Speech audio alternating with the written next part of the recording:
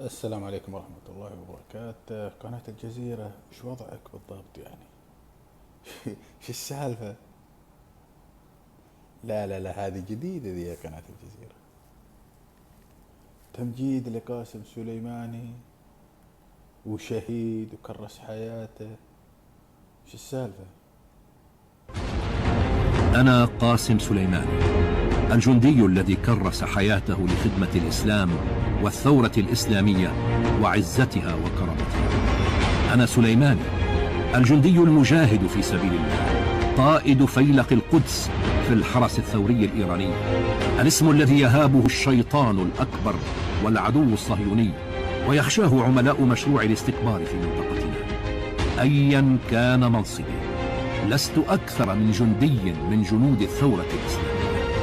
جندي أحمد الله أنه طهر قلبي من حب الدنيا ورزقني أسمى منايا، وهي الشهادة في سبيله.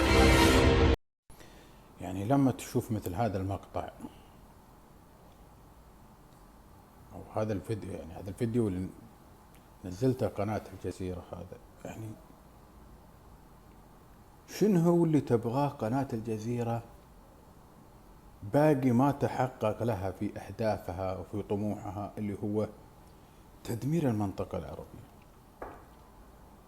بصراحة يعني قناة الجزيرة وجدناها دائما في كل بؤرة إرهاب وإجرام. وجدناها عند داعش، وجدناها عند النصرة، وجدناها عند حزب الله ودعمه، وجدناها عند الحوثي، وكلها تمجيد فيهم ومحاولة إظهار إرهابهم هذا بأنها أعمال بطولية وأن شيء في صالح الأمة. يعني أوكي، المذيعين والمقدمين في هذا البرنامج في هذه القناة أنا أعرفهم كلهم أعداء للدول الخليج بشكل عام، والدول السعودية والدول السعودية بشكل خاص يعني. لكن يا جماعة الخير، اللي فوق هذول وينهم؟ يعني معليش، الأمور واضحة، يعني ما أدري إيش السالفة يا جماعة الخير. قناة الجزيرة تبث لها يعني من مكان يمكن السيطرة عليه بأمر واحد،